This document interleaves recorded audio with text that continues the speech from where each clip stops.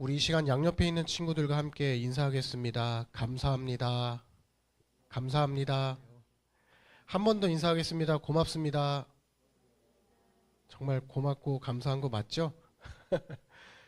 여러분 감기 조심하세요. 목사님도 지금 목소리 들어보면 알겠지만 한쪽 코가 막혔어요. 밤에 잘 때도 코가 막힌 것 때문에 계속 깼는데 요즘 감기가 유행하는 것 같습니다. 우리 친구들 중에도 독감 걸렸던 친구들이 있었고 또 독감 걸렸다가 지금 회복하는 친구들이 있습니다. 뿐만 아니라 선생님들 중에도 오늘 사실 우리 중고등부 예배 노문환 선생님 마지막 드리시는 예배인데 몸살 걸리셔서 못 오셨어요. 그래서 노문환 선생님 위해서도 함께 건강 회복 위해 기도해 주시면 감사하겠습니다. 2024년도가 얼마 안 남았어요. 그렇죠? 며칠 지나면 여러분 좋아하는지 모르겠지만 한 살 더 먹습니다. 여러분 1년 동안 계획한 일들 많이 이루셨어요? 1년 계획 여러분 이뤘습니까? 올 한 해 마무리하기 전에 감사한 일들을 생각하면서 감사한 사람과 고마운 마음을 여러 사람들에게 표현하면서 한 해를 마무리할 수 있기를 바랍니다. 우리가 오늘 예레미야 말씀 읽었는데요. 남유다의 정치적인 상황이 어지럽고 혼란스러운 때에 하나님이 예레미야를 선지자로 부르셨습니다. 하나님께서 예레미야에게 맡기셨던 사명이 1장 10절 말씀에 기록되어 있었는데 여러분 기억나시나요? 두 가지 사명 뭐였죠? 당연히 화면이 준비가 돼 있죠. 한번 따라 읽어보겠습니다. 시작. 뽑고 파괴하며 파멸하고 넘어뜨린다. 두 번째, 건설하고 심는다. 예레미야의 사명입니다. 12월 15일에 예레미야 1장으로 여러분과 말씀을 나누면서 하나님께서 예레미야를 여러 나라의 선지자로 세우셨다는 말씀을 나눴습니다. 하나님께서 예레미야를 여러 나라의 선지자로 세우실 때 부르신 이유는 각 나라마다 썩고 골문 것들을 무너뜨리고 다시 새롭게 세우기 위해서 부르셨습니다. 여기서 말하는 썩고 골문 것은 당연히 해야 할 것들을 하지 못하는 안일함, 게으름을 말합니다. 남유다 백성들 뿐만 아니라 여러 나라의 백성들도 우상 숭배에 빠져서 해야 할 일을 하지 않고 다른 것들을 최우선으로 찾다 보니 자연스럽게 왕과 관료들은 백성들을 돌보지 않았습니다. 뿐만 아니라 같은 백성들끼리도 서로의 필요가 무엇인지를 한번 헤아려 보지 않고 어떻게 하면 내가 저 친구의 주머니를 털어서 내 배를 불릴 수 있을까만 생각하는 사람들이 많아졌습니다.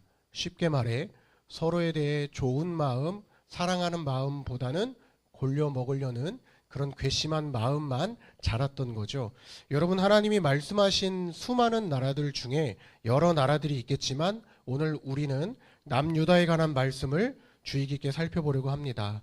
이미 남유다보다 앞서 멸망했던 북이스라엘과 남유다는 사실 통일된 이스라엘이었고 하나님의 백성으로서 세상과 하나님의 관계를 다리 놓기 위해 부르심 받았던 제사장 나라입니다. 뿐만 아니라 이 두 나라 모두 아브라함의 후손입니다. 여러분 예레미야 17장 1절 말씀 우리 다시 한 번 더 읽도록 하겠습니다. 시작. 금강석 끝 철필로 기록되되 그들의 마음판과 그들의 제단뿔에 새겨졌거늘. 아멘. 아브라함의 후손인 남유다 백성들이 통일된 나라인 이스라엘을 이루기 전에 오랜 시간 애굽에서 노예 생활을 해야만 했습니다. 아직 가나안 땅을 완전하게 차지하기 전인데 차지할 준비가 되지 않았던 그 상황 가운데 하나님이 진작에 아브라함에게 말씀하셨습니다. 내 후손이 400여 년 동안 종살이를 하게 될 것이다 라고 말씀을 하셨어요. 그리고 정말 하나님이 말씀하신 대로 애굽에서 이스라엘 백성들이 근 430년 정도 되는 시간을 노예 생활했습니다. 하나님의 은혜로 모세라는 지도자를 만났고 모세라는 지도자의 인도를 받아서 애굽에서 탈출할 수 있었습니다. 그런데 가나안 땅에 다 이르지 않았던 때에 애굽에서 나온 지 얼마 되지 않았는데도 불구하고 이스라엘 백성들이 하나님 앞에 큰 실수를 범합니다. 그 큰 실수는 바로 금송아지를 한가운데 세워두고 하나님이라 여기고 예배를 하는 모습 등을 보였습니다. 여러분, 십계명의 첫 번째 계명이 혹시 뭔지 아나요? 십계명의 첫 번째 계명 뭐라고 적혀 있죠? 너는 나 외에는 다른 신들을 내게 두지 말라 이죠. 성경책 맨 뒤에 있다 보니 잘 들여다보지 않게 돼요.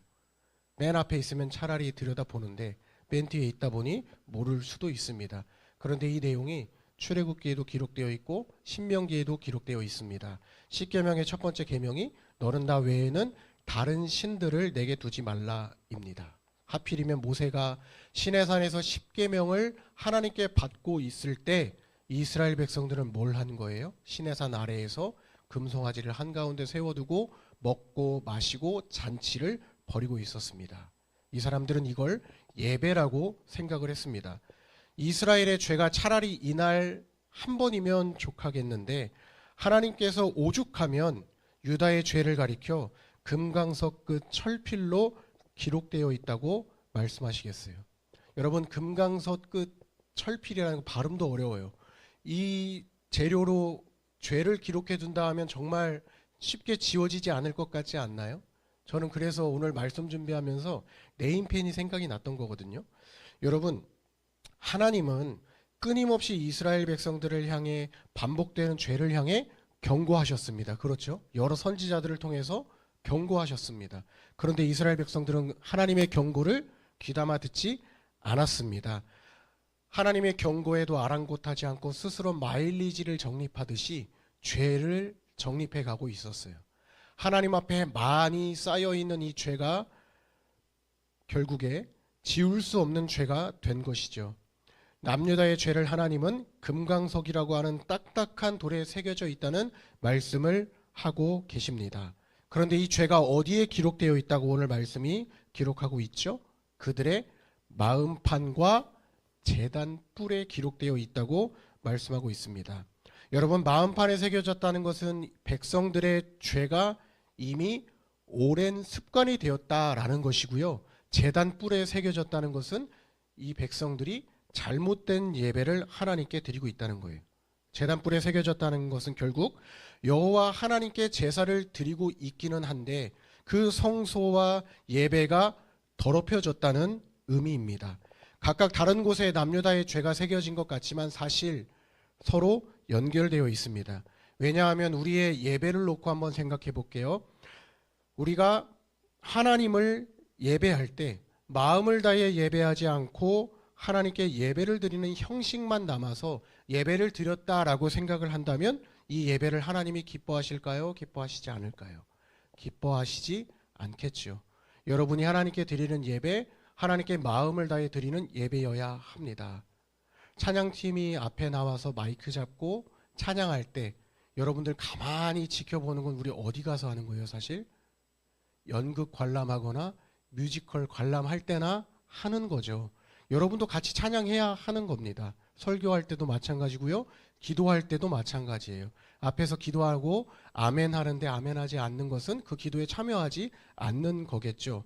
여하튼 여러분의 마음, 여러분의 태도가 중요하다라는 것입니다. 이 비슷한 예로 말라기 1장 7절과 8절 말씀을 제가 가져왔습니다. 말씀이 좀 길긴 하지만 여러분 눈으로 한번 따라가 보세요. 제가 읽겠습니다. 너희가 더러운 떡을 나의 제단에 드리고도 말하기를 우리가 어떻게 주를 더럽게 하였나이까 하는도다. 이는 너희가 여호와의 식탁은 경멸히 여길 것이라 말하기 때문이라. 만군의 여호와가 이르노라. 너희가 눈먼 희생 제물을 바치는 것이 어찌 악하지 아니하며 저는 것 병든 것을 드리는 것이 어찌 악하지 아니하냐. 이제 그것을 너희 총독에게 드려보라. 그가 너를 기뻐하겠으며 너를 받아 주겠느냐 라는 말씀이 기록되어 있습니다. 여러분, 제사를 드려야 한다는 생각은 하는데 하나님께 무언가 드리는 것은 아쉬워하고 아까워하는 마음, 그래서 하나님께 무언가 드리기는 드리는데 먹고 남은 것을 드린다거나 쓰다 남은 것을 드리는 것을 가리켜 하나님은 마음을 다해 예배하지 않는 것이라고 말씀하는 거예요. 이미 이 사람들의 마음이 하나님께 예배하기를 아쉬워하고 아까워한다는 말이고요. 하나님은 이 일을 가리켜 너희가 나의 제단을 더럽혔고 내 이름을 더럽혔고 나를 경멸히 여기는 것이라 말씀하는 겁니다. 경멸히 여긴다는 말의 뜻 와 닿으세요? 좀 어렵죠? 국어사전 찾아봤어요. 업신여기고 눈 아래로 보는 것이 경멸히 여긴다는 거예요. 하나님이 우리를 창조하셨잖아요. 창조주 하나님을 창조된 피조물인 사람이 눈 아래로 본다는 것, 여러분 상상이 되십니까? 이스라엘 백성들은 반복해서 저질렀던 죄들 중에 가장 큰 죄로 하나님을 업신여기고 눈 아래로 여기는 그런 죄를 짓고 있었던 겁니다. 얼마나 자주 반복된 일이었으면 예레미야뿐만 아니라 말라기서에 이를 때까지도 이런 죄를 성경이 기록하고 있겠습니까? 결국 남녀다의 죄는요, 마음의 문제이고 이 마음의 문제는 곧 하나님을 대하는 태도의 문제입니다. 예레미야 17장 2절에서 4절 말씀도 같은 이유로 남녀다의 죄를 지적하고 있습니다. 이제 부모님뿐만 아니라 자녀들까지도 높은 언덕 위에 있는 푸른 나무를 쳐다보면 하나님을 생각하는 것이 아니라 아세라 여신을 생각한다라는 거예요. 가나안의 풍요와 생명의 신인 아세라 여신을 생각하는 겁니다. 푸른 나무라고 하는 것은 성경 안에서 사용된 흔적들을 보면 가나안 사람들이 바알과 아세라에게 제사를 드리는 그 나름대로의 거룩한 곳이기는 했습니다. 남유다 백성들도 종종 이곳에서 바알과 아세라에게 제사를 드렸습니다. 하나님 보시기에는 더러운 곳이지만 사람들은 이곳을 거룩한 곳이라 여겼습니다. 열왕기하 16장 3절과 4절 말씀에 지울 수 없는 과거가 기록되어 있어요. 남유다의 왕이었던 아하스가 자기 아들을 불 가운데로 지나가게 하고요. 또 산당과 작은 산 위와 모든 푸른 나무 아래에서 제사를 드리며 뭐 했다고 되어 있습니까? 분향하였다고 되어 있죠. 제사를 드렸다는 거예요. 누구에게요? 바알과 아세라에게 예배를 했다는 겁니다. 여러분, 아하스가 이런 방식으로 제사를 드릴 수 있었던 이유가 있겠죠. 본보기가 있었을 겁니다. 누군가 이렇게 제사하는 걸 봤기 때문에 따라했던 거예요. 마치 등산을 할 때 앞에서 선봉으로 앞서가는 사람이 따라오라고 할 때 뒤따라가듯이 누군가는 그 제사를 드렸기 때문에 아하스도 반복해서 그 죄를 저지를 수 있었다라는 거죠. 이스라엘 백성보다 먼저 가나안 땅에 살던 가나안 사람들이 푸른 나무 아래에서 아무렇지도 않게 자기 자식을 불 가운데로 지나가게 했습니다. 그러면 위기를 모면하고 새 생명을 얻게 될 것이라는 착각을 했습니다. 이뿐만이 아니라 차마 말로 설명할 수 없는 기이한 일들이 푸른 나무 아래에서 이루어졌습니다. 이곳 푸른 나무가 이 사람들에게 생명과 풍요의 상징이었기 때문에 자녀를 신께 바치는 것뿐만 아니라 비정상적인 관계를 맺고 나면 위기를 모면하고 새 생명을 얻게 될 거라는 착각을 했던 거예요. 여러분, 헛된 기대가 믿음으로 자리 잡아 있을 때 우리는 우상 숭배를 할 위험에 노출됩니다. 이스라엘 백성들이 가나안 땅에 정착한 지 오랜 시간이 지났는데도 여전히 가나안 사람들의 종교 문화가 이 사람들 깊숙한 곳에 자리 잡아 있을 수 있었던 것은 하나님이 가나안 땅에 들어가고 나면 가나안 원주민들을 전부 내쫓으라고 하셨는데도 불구하고 그 말씀을 순종하지 못한 죄의 결과일 거라고 생각을 합니다. 여러분, 우리는 선택을 하면 책임을 져야 합니다. 그렇죠? 자신의 선택에는 반드시 책임이 따릅니다. 내가 무엇을 선택하든지 선택한 것에 대한 책임을 다른 사람이 지지는 않죠. 왜 내가 선택한 것에 대해서 다른 사람이 책임을 져야 하죠? 그렇지는 않죠. 마찬가지입니다. 여러 사람들이 함께 선택한 일은 함께 짊어져야 합니다. 예레미야 17장 3절과 4절 말씀은 남유다 백성들의 반복되는 죄의 결과이고 모두가 짊어져야 할 예고된 고난입니다. 앞으로 남유다는 온 영토에 쌓여있는 죄로 인해서 쌓아둔 재산은 빼앗길 것이고요. 우상 숭배하던 산당마저도 빼앗길 것입니다. 이어서 내가 내게 준 기업에서 손을 뗄 것이라는 이 말씀은 이제 남유다도 북이스라엘처럼 낯선 곳으로 가서 원수들을 섬기게 될 것이라는 말씀입니다. 결국 하나님께서 예레미야에게 말씀하신 대로 남유다는요, 하나님이 아닌 우상을 숭배하던 마음이 뿌리째 뽑히고 각 사람들의 집은 파괴될 것이며 남유다라고 하는 나라는 파멸하고 넘어지고 말 것입니다. 하나님의 말씀에 대한 백성들의 불순종이 불러온 하나님의 진노는 남유다 백성들의 죄를 지울 수 없게 더 강하게 각인시켰습니다. 말이 좋아서 각인이지 이건 뭐 사실 낙인 찍힌 거거든요. 여러분, 각인은 오랜 시간 동안 기억에 남기기 위해서 이름이나 글귀를 스스로 새기는 것이지만 낙인은 차원이 다릅니다. 낙인은 형벌입니다. 하나님께서 하나님의 백성들에게 스스로 명예롭지 못한 일을 한 것에 대해서 오랜 시간 동안 기억하게 하시려고 어디에 낙인을 찍어 두셨어요? 하나님의 말씀인 성경에 하나님이 기록을 해 두시는 거예요. 평화롭고 잘 사는 그날의 그 모습만 기록한 것이 아니라 우리의 연약한 죄의 모습까지도 성경이 기록하고 있는 이유는 평생 이것을 보면서 죄가 무엇인지 그리고 하나님께 받은 은혜가 무엇인지를 생각하면서 살게 하신 거라는 거죠. 여러분, 그럼에도 불구하고 하나님은 하나님의 백성들이 하나님을 신뢰하고 하나님을 의지하길 바라십니다. 5절에서 10절 말씀이 바로 끝까지 하나님을 의지하는 사람과 그렇지 않은 사람들의 모습을 비교한 거죠. 하나님은 하나님을 믿지 않고 사람을 믿고 그 힘을 의지하는 사람을 가리켜 저주를 받을 것이라 말씀하시면서 이런 사람을 사막의 떨기나무 같은 사람이라 말씀하십니다. 이 사람은 좋은 일이 오는 것을 보지 못할 것이고요, 광야와 같은 곳에서 평생을 살아야만 하는 사람입니다. 이런 사람의 경우 하나님이 남유다의 백성을 오랜 시간 동안 포로 생활을 하도록 내버려 두지 않으실 것인데 다시 돌아오게 하시는 그 모습을 목격하지 못할 것입니다. 반면에 늦더라도 이제라도 하나님을 의지하고 신뢰하는 사람은 복을 받을 것이라 말씀하시죠. 여기서 말하는 복은 그가 많은 열매를 맺게 될 것이라는 말입니다. 예레미야가 물가에 심겨진 나무를 말했는데 시편 1편에 나오는 시냇가에 심은 나무와 같은 나무거든요. 물가에 심어진 나무라고 하는 것, 뿌리를 강변에 뻗치고 더위가 올지라도 두려워하지 않고 그 입에 생기가 마르지 않을 것입니다. 결실이 그치지 않을 것이라는 말처럼 장차 여호와 하나님이 하나님의 백성들을 이 땅으로 다시 돌아오게 하실 때에는 하나님이 이 사람들과 함께 하셔서 그가 하는 모든 일이 다 형통하게 될 것이라는 말씀입니다.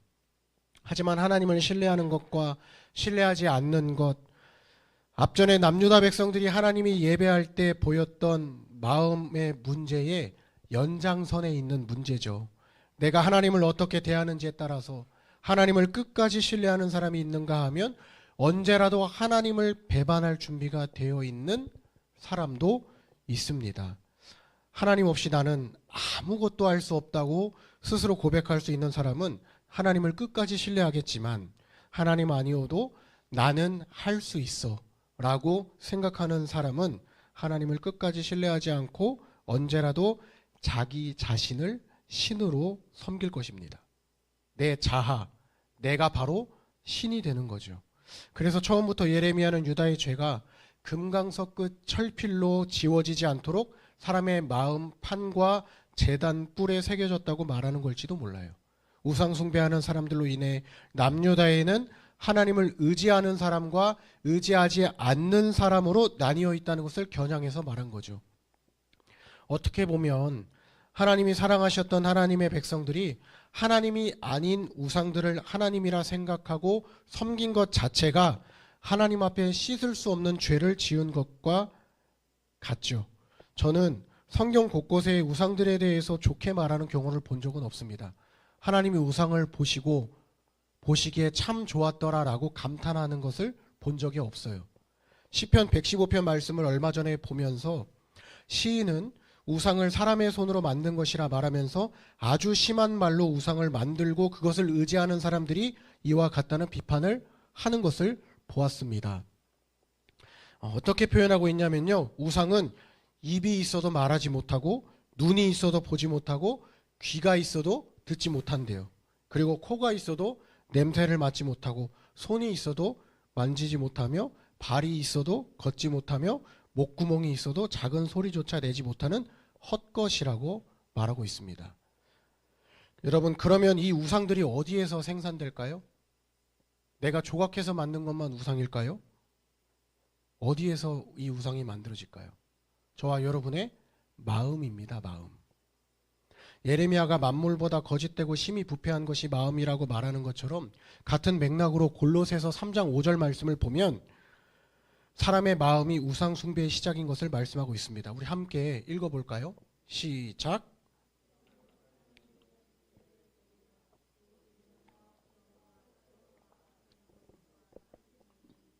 탐심은 우상 숭배니라. 이 말씀 바로 앞에 있는 골로새서 3장 1절에서 4절까지 말씀을 보면 그리스도와 함께 우리가 다시 살리심을 받았는데 살리심을 받은 사람은 성령이 우리를 새롭게 거듭나게 해서 새 삶을 살게 한다고 말씀하고 있습니다. 그러므로 하나님의 백성들에게 하늘의 것을 생각하고 땅의 것은 생각하지 말라고 말씀하면서 이 말씀을 한 거예요. 너희 생명이 그리스도와 함께 하나님 안에 감추어져 있다 말씀하기도 하거든요. 그리스도께서 우리 가운데 다시 나타나시는 날 하나님 안에 감추어져 있던 영광이 드러날 것이라 말씀합니다. 여러분, 하나님이 하나님 되신 것을 세계에 드러내는 날이 올 것입니다. 이 일을 방해하는 것이 바로 우상입니다. 그리고 우상을 숭배하는 우리의 마음입니다. 우상 숭배의 시작이 언제까지나 사람의 마음이라는 것을 주의하라는 의미로 골로새서 3장 5절 말씀을 사도 바울이 골로새 교회에 말씀한 거예요. 하나님께서 하나님이 말씀하신 날에 일어날 일을 이루실 때가 되면 제일 먼저 하나님은 각 사람의 행위와 행실대로 각 사람들을 판단하실 거예요. 하나님을 신뢰했는지 아니면 자기 자신을 신뢰했는지, 하나님께 기쁨으로 예배했는지 아니면 마지못해 하나님을 예배했는지 낱낱이 살펴보실 거예요. 뿐만 아니라 서로의 필요가 무엇인지를 알고 서로 돕고 살았는지 아니면 모른 척 외면하고 살았는지까지도 하나님이 살펴보실 것입니다. 이날 하나님은 반드시 저와 여러분이 살아왔던 삶이 어떠한지에 따라서 잘한 것은 칭찬하실 것이고 못한 것은 혼내시던지 하실 겁니다. 잘한 건 잘했다 말씀하실 거예요. 그건 제가 확신합니다. 그런데 못한 건 못했다고 얘기할 때 우리가 너무 낙심하지는 않았으면 좋겠습니다. 왜냐하면 우리에게는 그보다 더 큰 구원이라고 하는 선물이 우리에게 주어졌거든요. 적어도 저와 여러분이 살아왔던 삶에 대해서 일말의 책임감을 갖고 살라는 의미로 하나님은 이 말씀을 하신 것이지 잘 살았는지 못 살았는지가 내가 이 백성을 구원하는지에 따른 조건이 된다는 말씀을 하시고 있는 것은 아닙니다. 오늘 남유다에게 하신 말씀을 예로 들면 하나님을 의지한 사람이 시냇가에 심어진 이 물가에 심어진 나무라고 하는 그 누릴 수 있는 그 복을 선물로 받게 되는 것은 그렇지 않은 사람과는 너무 비교가 되는 것이죠. 사막의 떨기나무와 같은 삶을 저주로 받는다고 하는 것은 결국에 철저히 내 의지대로 내 삶을 결정할 수 있는 것이 아니라는 말입니다.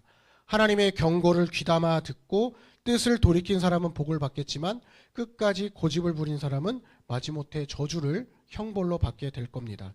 하나님은 우리의 생각과 판단을 헤아리실 수 있는 분이십니다. 그래서 예레미야는 하나님이 사람의 심장을 살피며 당시 사람들의 생각이 머무는 공간이라고 생각했던 폐부라고 하는 콩팥, 그곳까지도 하나님은 시험하시는 분이라 말씀한 겁니다. 하나님은 무너진 것들을 건설하고 새롭게 심으시는 분이십니다. 제가 네임펜이라고 하는 것이 떠올랐던 것은 네임펜은 한번 글씨를 쓰고 나면 잘 지워지지 않는 특징이 있습니다. 그래서 저 같은 경우에는 꼭 필요한 경우가 아니면 네임펜을 잘 안 써요. 가끔 실수로 쓸 때가 있습니다. 급해서. 컴퓨터용 사인펜인 줄 알고 썼다가 네임펜이었던 적이 한두 번이 아니에요. 그래서 지우지 못했던 경험이 있습니다. 만약 실수로 네임펜을 사용했다면 보통 우리는 금방이라도 네임펜을 지우려고 하겠죠. 하지만 잘 지워지지 않는다고 해서 그냥 그대로 그걸 내버려 두면 이건 어디까지나 펜을 사용할 때 신중하지 못했던 우리 잘못으로 남는 거죠. 내가 잘못 써놓고 남 탓하는 사람은 병원 가봐야 하지 않을까 저는 생각을 합니다. 여러분, 죄 문제도 마찬가지인 것 같아요. 하나님께 죄를 지은 건 내가 지은 겁니다. 그렇다면 보통 하나님께 잘못된 것을 인정하고 하나님께로 뜻을 돌이켜야 하지 않을까요? 하지만 성경을 보면 되게 많은 사람들이 그렇게 하질 않았죠. 하나님을 탓했습니다. 그럼에도 불구하고 하나님은 이런 사람들을 외면하지 않고 하나님께로 너희가 뜻을 돌이키기만 하면 나는 언제든지 너를 반갑게 맞아줄 준비가 되어 있다 말씀하십니다. 저와 여러분도 이런 사람들 중 한 명이었습니다. 제가 인터넷 검색을 해보니까요. 네임펜을 잘못 사용했을 때 네임펜을 지우는 방법이 한 7가지 정도 있다고 나오더라고요. 여러분 뭔지 아세요? 어떻게 지우는지 아세요? 이게 상식인 것 같아서 제가 알려드릴게요. 알코올을 사용하든지 아니면 손소독제를 사용하든지 또 아니면 지우개를 사용하든지 아니면 네일 아트 하고 나서 지우는 그 리무버 그거 사용하면 지워진다 그래요. 그리고 잘 지워지는 만능 용품이 하나 있습니다. 치약 갖고 지우면 잘 지워진대요. 그리고 흰 식초나 베이킹소다를 사용하면 네임펜으로 잘못 쓴 내용을 지울 수는 있다고 해요. 그런데 단점이 하나 있어요. 자국은 남아요. 얼룩은 남아요. 그런데 하나님은 흔적 없이 완벽하게 우리의 흠을 가려줄 수 있는 분입니다. 우리는 우리의 잘못을 가리기 위해 7가지, 8가지도 더 되는 것을 동원하겠지만 하나님은 하나님의 영으로 우리의 죄를 덮어주십니다. 예레미야 31장 31절 말씀이 하나님이 남유다와 북이스라엘을 언급하시면서 새 언약을 맺겠다고 하신 말씀이거든요. 그런데 이 말씀에서 34절 말씀을 보면 뭐라고 나와 있어요? 그 죄를 기억하지 않겠대요. 다시는. 너희가 죄를 지었지만 지워지지 않는 죄를 지었지만 내가 다시는 너희 죄를 기억하지 않겠다고 말씀하십니다. 우리가 하나님께 이런 은혜를 입은 사람들입니다. 예전에는 하나님이 율법을 주실 때 모세를 통해 이 10계명을 주시고 할 때는 돌판에 새겨서 주셨지만 이제 하나님이 이 새 언약 말씀을 주실 때는 어디에 주시겠다고 하시냐면 우리 마음판에 새겨 두시겠다고 말씀을 하십니다. 우리가 어디를 가든지 생각할 수 있도록 마음에 새겨 두시겠다는 말씀입니다. 뿐만 아니라 여기 말씀에 보면 이제 나는 그들의 하나님이 되고 그들은 내 백성이 될 것이라 라고 말씀하시면서 이 말씀으로 인해 내가 하나님의 백성인 것을 알게 될 거라고 말씀하십니다. 여러분 이뿐만이 아니에요. 나는 그들의 하나님이 되고 그들은 내 백성이 될 것이라는 말씀 뒤에 이제 다시는 각기 이웃과 형제를 가리켜 너는 여호와를 알라라고 말하지 않아도 된대요. 왜요? 다 나를 알기 때문이라는 거예요. 선생이 없어도 여러분 스스로 하나님을 알 수 있도록 하나님이 마음에 새겨두신다는 거예요. 그런데 여기서 말하는 선생이 없다는 것은 하나님이 더 이상 선지자들을 보내지 않으셔도 사도들을 세우지 않으셔도 하나님의 말씀을 여러분 스스로 알 수 있도록 여러분 마음에 깨닫게 하시는 성령을 선물로 주시겠다는 것을 구약 성경에서 하나님이 진작에 예언하셨다라는 겁니다. 여러분 24년도를 마무리하면서 이제 25년도를 우리가 새롭게 맞이할 텐데 늘상 새롭게 오는 이 한 해가 여러분에게 삶의 무게로 다가오지는 않았으면 좋겠습니다. 새롭게 보내는 이 한 해는 여러분에게 기쁨이 되고 소망이 되는 한 해가 됐으면 좋겠습니다. 비록 우리나라는 아직 어지럽고 혼란스러운 때를 지나고 있지만 여러분의 미래는 어두운 우리나라의 지금 이 현실보다는 훨씬 밝다는 것을 여러분 꼭 기억하셨으면 좋겠습니다.